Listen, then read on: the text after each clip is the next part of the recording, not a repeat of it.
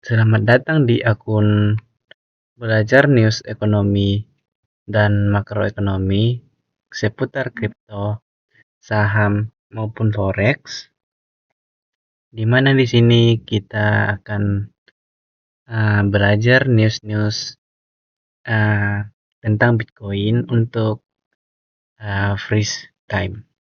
Oke, di sini sendiri kita mendapatkan news bahwa di 2026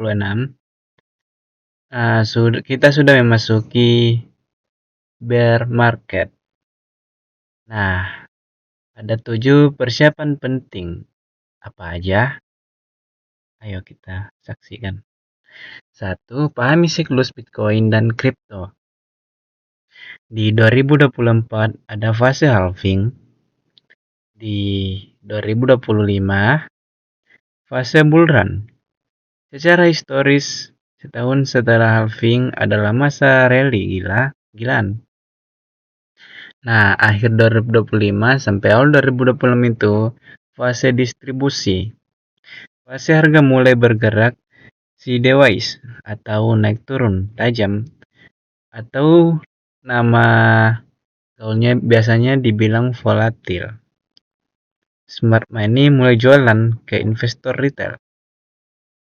Nah, prediksi 2026 fase bear market. Jika pola 2014, 2018, dan 2022 berulang, maka 2026 adalah tahun musim dingin crypto winter, di mana harga bisa terkoreksi 50% hingga 80% dari titik tertinggi ATH atau all time high. Nah, kedua, cash is king.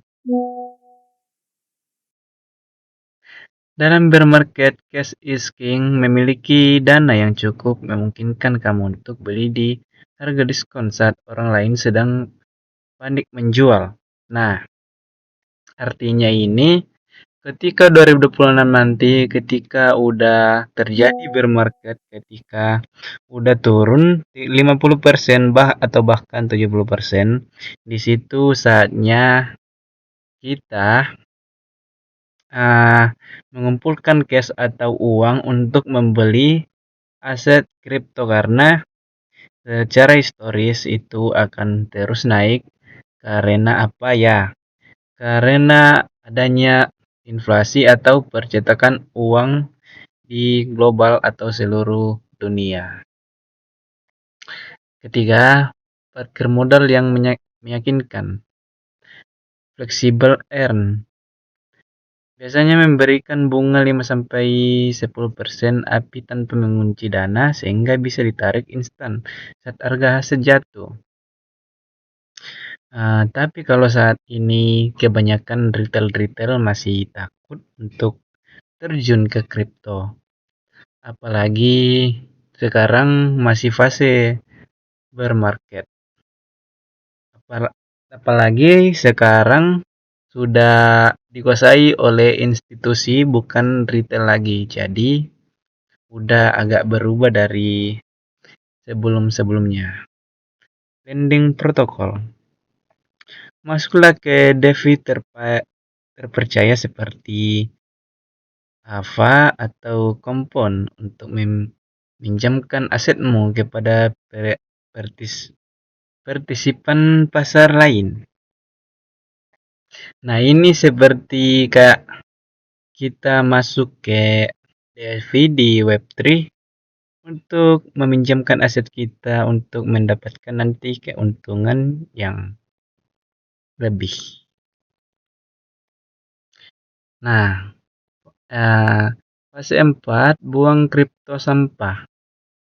Di bear market, tidak semua aset akan bangkit kembali. Banyak altcoin hanya berjaga saat euforia, namun mati perlahan saat pasar sepi. Ini adalah fase untuk membersihkan portofolio. Jadi, pas hari ini sebelum news ini muncul, kita sebaiknya menjual semua altcoin yang menurut kita cuman gak guna, apalagi meme gitu yang fundamentalnya gak ada. Mending kita jual semua dijadiin IDR. Nanti kalau fase bear marketnya selesai, kita langsung tembak ke Bitcoin sekitaran 50-70%. Oke, fase 5. Pisahkan aset yang di hold dan aset trading. Kalau niat hold lama, jangan semua ditaruh di exchange. Bear market membawa risiko ganda, harga jatuh dan risiko exchange collapse karena krisis likuiditas. Pisahkan aset berdasarkan durasi niatmu. Aset trading jangka pendek dan aset untuk di hold menengah sampai panjang. Kalau semisal kamu mau tradingkan saja, itu bisa menggunakan exchange saja. Tapi kalau mau di hold panjang dan aset yang kamu beli juga lumayan banyak, itu kamu boleh beli hold wallet. Tapi dengan syarat membeli hold wallet itu harus di akun atau website resmi. Nggak boleh dibeli dari teman, Shopee, atau marketplace yang walaupun seperti marketplace Amazon tetap nggak boleh. Intinya harus di websitenya. Oke, lanjut di nomor 6, gunakan bear market buat naik level. Nah, ini yang paling bagus untuk kita mengetahui ketika bear market itu selesai dan kita tanamkan semua modalnya untuk mendapatkan hasil yang lebih nantinya ketika institusi dan retail-retail lainnya udah masuk lagi ke kripto, khususnya Bitcoin. Nomor 7, jangan sebelahkan bea tersembunyi. Banyak investor hanya fokus pada harga aset, namun abai terhadap fee yang jika diakumulasi akan menguras modal belanja secara signifikan. Nah, di kondisi market kayak gini, efisiensi itu bukan bonus, tapi kebutuhan. Kita coba lihat exchange kripto populer dan hasilnya Indodax menawarkan fee paling rendah.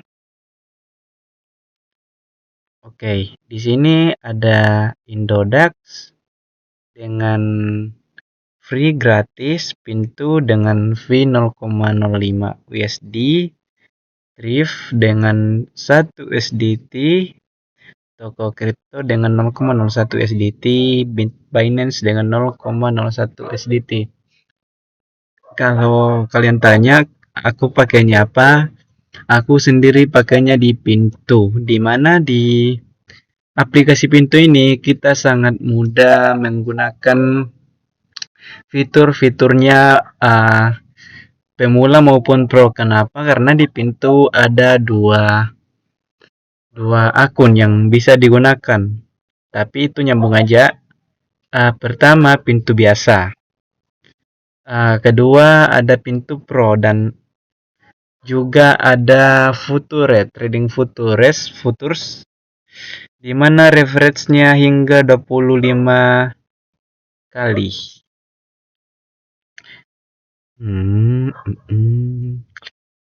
Jadi apa strategi bear market crypto versi kamu? Oke, coba kita lihat sekarang pasar saham di TradingView. Kita lihat pasar saham seluruh dunia. Nah, di mana indeks sekarang masih di 6.800-an. Ini masih normal tapi ya minus 0,20-an sekian. Kalau di negara-negara kita lihat indeks utamanya juga merah di Amerika Serikat. Kalau kita lihat news ekonomi, true for investor after Australia. kemudian indeks,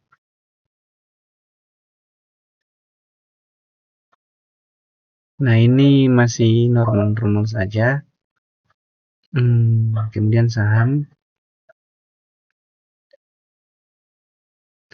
Nah, di sini juga saya membeli beberapa saham perusahaan terbesar di dunia.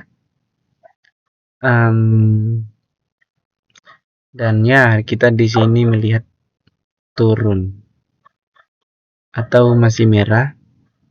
Kemudian kita lihat kripto, di mana Bitcoin di sini masih sempat naik, tapi sudah rally lagi ke $67.